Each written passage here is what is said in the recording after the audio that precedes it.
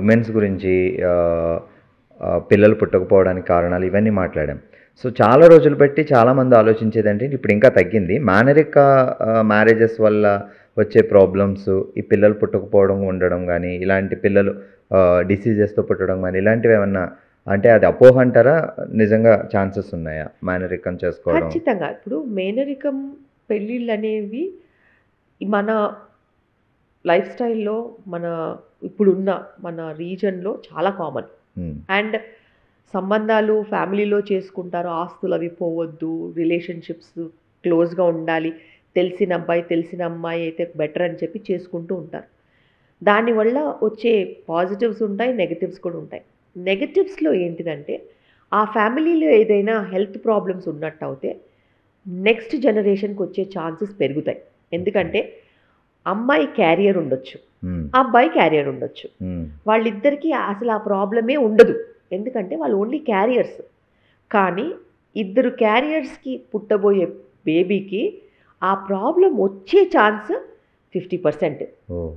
అందులో మళ్ళీ autosomal dominant అంటే డామినెంట్‌గా వచ్చే ఛాన్సెస్ ఉంటాయి. రిసెసివ్ కూడా డిజార్డర్స్ ఉంటాయి. దాన్ని బట్టి ఆ టెండెన్సీ అనేది వచ్చే ఛాన్సెస్ ఉంటాయి. సో, ప్రతి ఒక్కళ్ళకి మేనరికం పెళ్ళిళ్ళు చేసుకునే వాళ్ళందరికీ మేము చెప్పేది ఏంటిదంటే, ఎక్స్‌టెండెడ్ క్యారియర్ స్క్రీనింగ్ అని టెస్ట్ ఉంటుంది. బిఫోర్ మ్యారేజ్ ఒకసారి. Yes. So, extended couple carrier screening ఇద్దరికీ చేస్తాం. సో, హ్మ్. ఎక్స్‌టెండెడ్ కపుల్ క్యారియర్ స్క్రీనింగ్ అనేది మనం చేసినట్టయితే హ్మ్.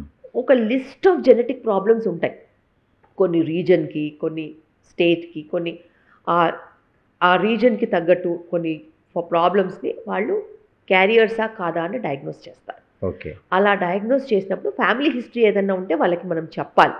ఫ్యామిలీ హిస్టరీలో ఏం లేకపోతే క్యారియర్ స్క్రీనింగ్ చేసి సేమ్ క్యారియర్స్ గనక ఉన్నట్టయితే హ్మ్. పుట్టబోయే బిడ్డలో ఉందా లేదా మనం చెక్ చేసుకోవాలి. దానికి హుహు. మళ్ళీ 2 మెథడ్స్ ఉంటాయి. ఓకే. మనము ఆ జీన్ అసలు రావద్దు అనంటే హ్మ్. ఐవీఎఫ్ చేసుకుని పీజీటీ అని ఎంబ్రియో టెస్టింగ్‌కి పంపించి ఆ జీన్ లేని ఎంబ్రియోనే ట్రాన్స్‌ఫర్ చేసుకోవచ్చు. ఇది ఓకే. ఒక పద్ధతి.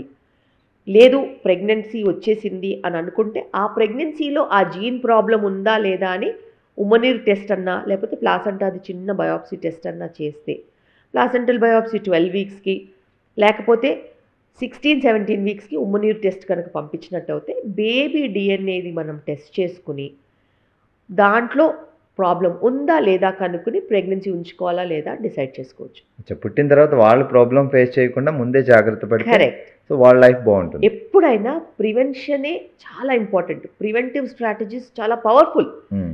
ప్రాబ్లమ్ వచ్చిన తర్వాత డీల్ చేయడం అనేది చాలా చాలా కష్టం. ప్రివెన్షన్ ఎక్కడ ఉంటే దానికే పెద్దపీట అనేది మనం వెయ్యాలి. ఎగ్జాక్ట్‌లీ. అండ్ ప్రెజెంట్ సిట్యుయేషన్‌లో చూస్తుంటే ఇల్లీగల్ అఫైర్స్ వల్ల గూడా ఫ్యామిలీస్ విడిపోవడం, కపుల్స్ విడిపోవడం, ప్రాబ్లమ్స్ ఫేస్ చేయడం గూడా జరుగుతుంది. సో మీరు చాలా మందిని మోటివేట్ చేసేటప్పుడు మీరు కూడా ఇలాంటి సిట్యుయేషన్‌లు వినే ఉంటారు.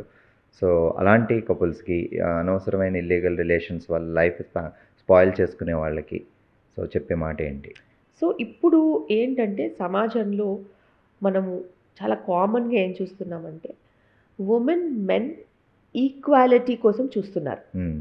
ఈ ఈక్వాలిటీ కోసం చూసినప్పుడు ఫైనాన్షియల్ డిఫరెన్సెస్ ఉన్నా, ఇన్‌కమ్‌లో డిఫరెన్సెస్ ఉన్నా, పర్సనల్ లెవెల్‌లో థాట్ ప్రాసెస్‌లో డిఫరెన్సెస్ ఉన్నా, లేకపోతే బాడీ ఇమేజ్ పరంగా కూడా అందంగా ఎక్కువ, తక్కువ ఉన్నా హ్మ్. అండ్ పియర్ ప్రెషర్ అంటారు. పక్కనోడి పెళ్ళాం బావుంది అనే టైప్‌లో ఆ అమ్మాయి బావుంది, ఇలా అమ్మాయి బావుంది. పక్క కంపెనీ నిన్నెవరు అకంపెనీ చేస్తున్నారనే దాని విషయంలో కూడా అండ్ నువ్వు ఏ పొజిషన్‌లో ఉన్నావనే దాన్ని బట్టి కూడా, హ్మ్. నీ ఇన్‌కమ్ స్టేటస్ దాన్ని బట్టి కూడా చాలా మటుకు ఇన్‌ఫ్లుయెన్సెస్ ఉన్నాయి. సో, ఆ ఇన్‌ఫ్లుయెన్సెస్‌లో ఇదొక ఇన్‌ఫ్లుయెన్స్. ఎప్పుడైనా కానీ నాకు ఒక ఇల్లు, నా పిల్లలు, నా కుటుంబం ఇది ఒక మంచి కల్చర్. ఆ కల్చర్‌ని మనము వదులుకున్నాం. వదులుకొని నాకు స్టేటస్, నా ప్రయారిటీస్, నా interest, my hobbies, my preferences ఇలా అయిపోయినప్పుడు అప్పుడు ఆ ఫ్యామిలీ లేదక్కడ. And women also have their choices.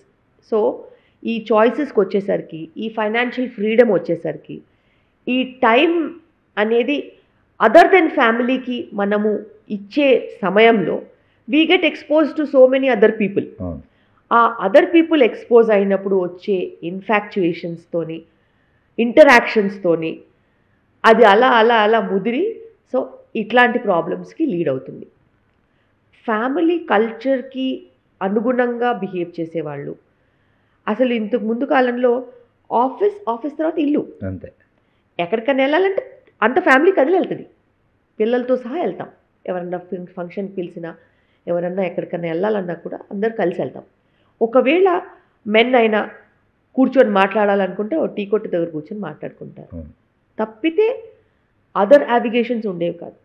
And women కూడా అందరు కలిసి గ్రూపుగా కూర్చొని కబుర్లు చెప్పుకునేవాళ్ళు. ఇప్పుడు అలాంటి పరిస్థితి లేదు. వీళ్ళకి వీళ్ళ పార్టీ సెగ్మెంట్ ఉంటుంది, వాళ్ళకి వాళ్ళ పార్టీ సెగ్మెంట్ ఉంటుంది. వీళ్ళకి చేసే అబ్యూజ్, సబ్స్టెన్స్ అబ్యూజ్ వీళ్ళకు ఉంటుంది, వాళ్ళకి చేసే సబ్స్టెన్స్ అబ్యూజ్ వాళ్ళకు ఉంటుంది. అప్పుడు ఆ సబ్స్టెన్స్ అబ్యూజ్లో వచ్చిన వాళ్ళ విశ్లేషణకి అనుగుణంగా వాళ్ళ ప్యాటర్న్ మారిపోతుంది. సో ఇన్ని ఎక్స్టర్నల్ ఇన్ఫ్లుయెన్సెస్ ఉన్నప్పుడు ఒక స్ట్రైట్ ఫార్వర్డ్ లైఫ్ అనేది ఉండడం నిజంగా కష్టం, మెయింటైన్ చేయడం కూడా కష్టం. And there are so many people influencing you. నీకేం తక్కువరా అంటారు, నీకేం తక్కువ అంటారు. చిన్న ఫ్యామిలీ ప్రాబ్లమ్ని పెద్దగా చేసేవాళ్ళు ఉంటారు.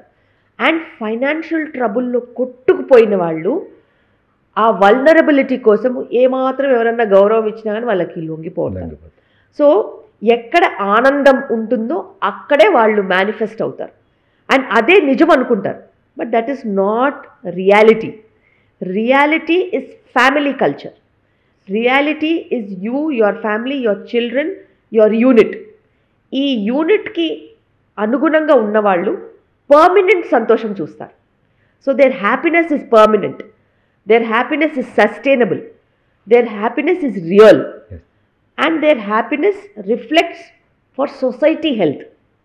వాళ్ళ హెల్త్ ఎలాగో ఉంటుంది, మెంటల్, ఫిజికల్, సొసైటీ కూడా హెల్తీగా ఉంటుంది. But anybody that who breaks the family culture will be vulnerable. వాళ్ళకి మెంటల్ స్టెబిలిటీ ఉండదు, రియల్ హ్యాపీనెస్, ఆర్టిఫిషియల్ హ్యాపీనెస్ తెలియదు, గిల్ట్లోనే బతికేస్తారు. వాళ్ళు చేసేది తప్పని తెలుసు అయినా కూడా they would live with guilt. So it is important to understand your priorities. It is important మనము కలిసి ఉండాలి, కష్టమైన నష్టమైన కలిసి ఉండాలి అనేది ఆలోచించాలి. ఫ్యామిలీ స్పాయిల్ అయిపోయిన తర్వాత వాళ్ళు చేసేది కూడా ఏముండదు. చాలా ఎక్స్టర్నల్ ఫోర్సెస్ ఉంటాయి, చాలామంది డీవియేట్ చేయడానికి ట్రై చేస్తారు. నిలబడిన వాళ్ళే నిజంగా నిలదొక్కుని వెళ్తారు. అదర్వైజ్ ఆ ప్రవాహానికి you will be out of your family and you will be just leading some other non sense life అంతే. ఇప్పుడున్న పరిస్థితిలో చాలా ఫైనాన్షియల్ ట్రాన్సాక్షన్స్ అవుతున్నప్పుడు ఈ ఫైనాన్షియల్ ట్రాన్సాక్షన్స్ వల్ల రిస్కీ సిచ్యువేషన్స్ని ఫేస్ చేసి లాసెస్ అయినప్పుడు ఆ ఫైనాన్షియల్ లాసెస్లో నుంచి బయటికి రాలేక, వైఫ్కి ఎక్స్ప్లెయిన్ చేయలేక, వాళ్ళు సబ్స్టెన్స్ అబ్యూస్కి అలవాటు పడి బ్యాడ్ కంపెనీలో వెళ్ళిపోయి ఇంకా ఇంకా ఇంకా ఫైనాన్షియల్ ప్రాబ్లమ్స్లోకి వెళ్ళిపోయిన వాళ్ళు చాలామంది ఉంటారు. అండ్ నేను as a family doctor, gynaecologist కాబట్టి women come to me to express their problems. And ఇట్లాగే ఒక అమ్మాయి నేను చూశాను, తనకి కాన్స్టెంట్గా ఇన్ఫెక్షన్స్ వస్తున్నాయి. ఎందుకు ఇన్ఫెక్షన్ వస్తుంది, నీకు షుగర్ లేదు, ప్రాబ్లం లేదు, నీకు ఎందుకు ఇన్ఫెక్షన్స్ వస్తున్నాయని చెప్పేసి నేను హస్బెండ్కి కూడా టెస్టులు రాశాను. Apparently husband has a lot of infections, సిమెన్లో మల్టిపుల్ ఇన్ఫెక్షన్స్ వస్తున్నాయి. నేను చెప్పాను నీకు ఇన్ఫెక్షన్ లేదు, మీ హస్బెండ్కి ఇన్ఫెక్షన్స్ ఉన్నాయి, ఆయన షుగర్స్ ఒకసారి టెస్ట్ చేద్దామని అంటే ఆయనకి high sugar. So high sugar ఎందుకు వచ్చింది, నువ్వు ఇచ్చిన ఫుడ్డే కదా తింటున్నాడు, అది నువ్వు all eating the same thing అంటే then she realise that night duty అనే పేరుతోని బయట ఫుడ్ బాగా అలవాటు అయిపోయి వెయిట్ పెరిగిపోయి షుగర్స్ పెరిగిపోయి HbA1c 12 HbA1c and he's been eating outside and he has exposure to all other women outside because out of the stress that he's having financially, he got used to his own circle, his friends and all, and they are having multiple partners.